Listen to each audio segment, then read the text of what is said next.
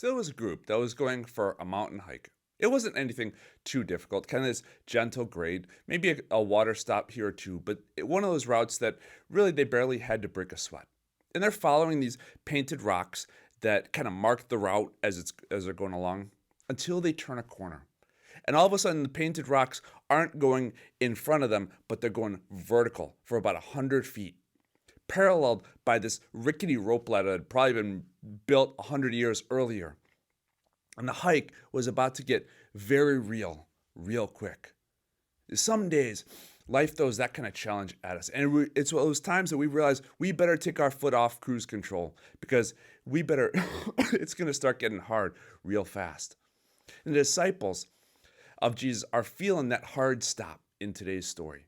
See, Peter, James, and John have just come off of this mountaintop experience, what our Bibles often label the Transfiguration, maybe even literally where the phrase mountaintop experience came from. Basically, they got to see a foretaste of what the resurrection, of what the second coming of Jesus was going to look like. And they even asked Jesus, hey, can we just stay here? Can we just camp out here? Can we just live in this experience, this mountaintop? In fact, the idea of faith for the disciples has really been pretty simple up to this point.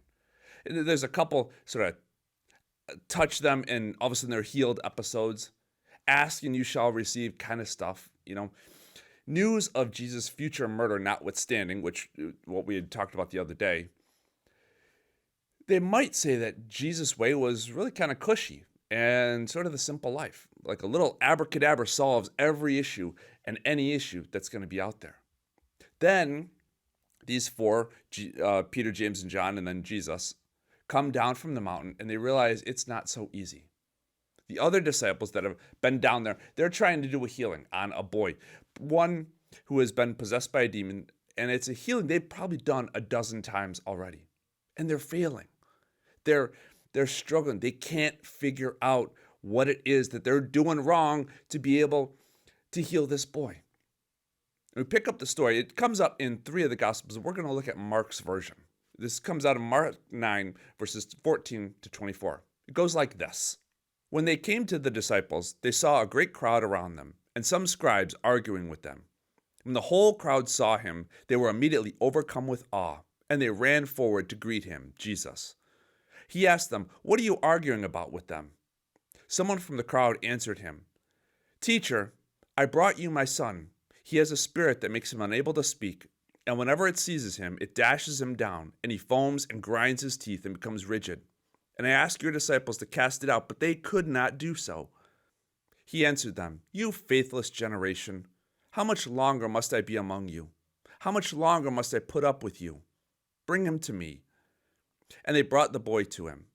And when the spirit saw him, immediately it convulsed the boy, and he fell to the ground and rolled about, foaming at the mouth. Jesus asked the father, "How long has this been happening to him?" And he said, "From childhood. It has often cast him into the fire and into the water to destroy him. But if you are able to do anything, have pity on us and help us." Jesus said to him, "If you are able, all things can be done for the one who believes." Immediately the father of the child cried out, "I believe, help my unbelief." You're not to turn the character story around here, but maybe there's a place where you can relate to the disciples' frustration. We'll get to the frustration of the father in a little bit, I promise. But there are people who are trying to help. They're trying to do something good. They're trying to do what they are skilled or called at doing, but it seems like they're out of their league. There's something that says they're trying to do it under their own skill. Now, I'm not sure how they have done their healing in the past, but later on, they ask Jesus, they kind of debrief with them a little bit, and they're like, "Why did we fail this time? Why couldn't we do it?" Maybe even the undercurrent, "We've done this before. Why was this time so different?" And Jesus replies in Mark 9:29. He says this.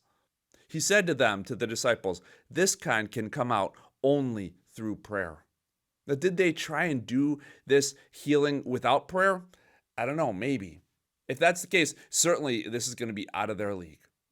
But that barely starts to describe the situation, especially when we add on these pontificating scribes that are arguing, these armchair healers arguing with the disciples and debating probably the topic or the techniques they're using, commenting on how they could have gotten the healing done and why didn't they use this idea of healing or that idea. Maybe they're bragging from the cheap seats how they wouldn't have failed.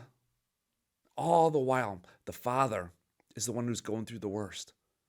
This is his flesh and blood that is suffering. He's been possessed by a demon since childhood that's trying to kill him. Honestly, 15 years ago, I thought there were some Bible stories that I connected with. That I'm like, yeah, I get what this is about. Nope.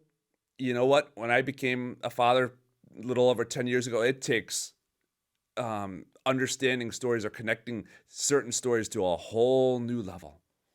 He's brought his son to the disciples, and they couldn't heal him. The religious leaders definitely not helping out at all. He's a man that's running out of options.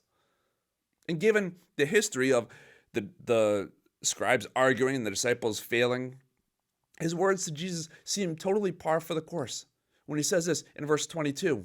If you are able to do anything, have pity on us and help us.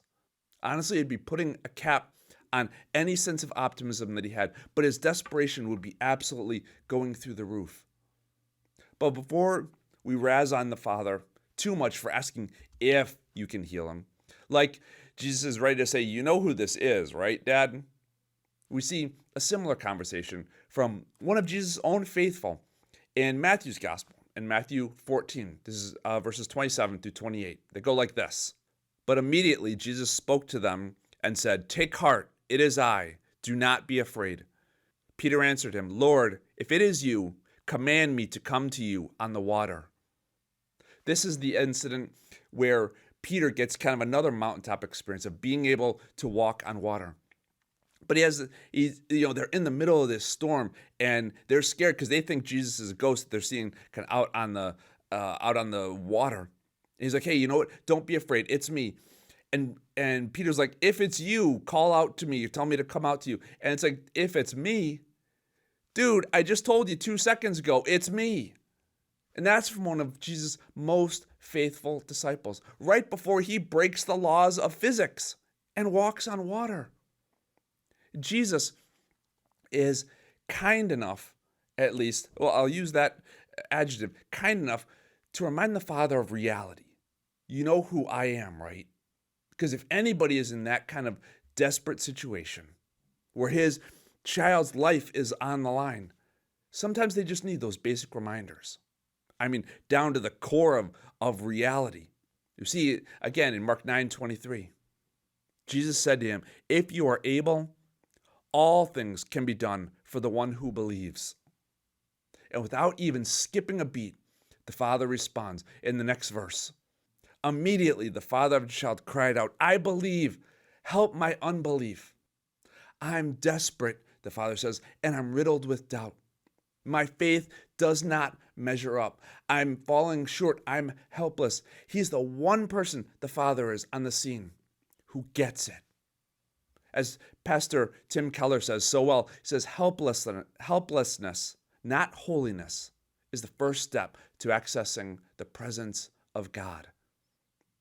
How does Jesus respond? Get away from me with your doubts. Get rid of your double-mindedness. Purify your heart. Try again coming to me, make an appointment with me when you've worked out all this doubt stuff out of your system. Nope. Not our response, not according to my translation at least. The Father comes understandably desperate. And it's not even like he's asking for a faith boost so that all of a sudden he gets to the point where his faith measures up until he deserves a response from the Son of God. Rather, his plea, and probably the best verb I can use for it, his plea is more like, I have doubts. Will you help me anyway? I mean, ultimately, that's all our story, isn't it? None of us have a level of faith that merits an answer from Jesus. Like, I have this much faith, Jesus, ergo, you're obligated to help me. What would that be? That would be faith in our ability. That would be faith in essentially our works and our talent to muster faith. Justification by self, if you will. In his desperation, though, here's the trick. The Father ran to Jesus. That's faith in Jesus, not faith in his own faith. And Jesus responds, not according to the poverty of the man's faith, of the unbelief that he has, of the doubts and the questions and the struggles that he has, but according to the riches of his grace. And he heals the boy, and he brings him back to life. In Peter's case, go back to the walking on water example. In Peter's case, Peter gets afraid and he starts to sink. He screams out, "Lord, save me." He's desperate. He's in the middle of a storm in a deep lake and he's going down. And Jesus answers with Mark 14:31. Jesus immediately reached out his hand and caught him. See, Satan has a mission to keep you away from Jesus. And there's many different tactics that Satan will use to accomplish that. Yes, he may use doubt in Jesus. He may use doubt to get us to question the Bible or God's character or the relevance of the church, any of those kinds of things that if he can get a question or that bug in our ear that can kind of steer us away from Jesus. And that can trip up, a lot of times, can trip up a non-believer or maybe a new believer. Much of it, though, yes, we can sort of work through. We can answer that. We can walk our way through that, understandably. But the dangerous tactic, the one that can break a strong believer, one that's been around the Christian block, been through these challenges for maybe even decades, is getting us to doubt that we can run to Jesus anymore. See, the Christian life doesn't necessarily get smoother the more we mature.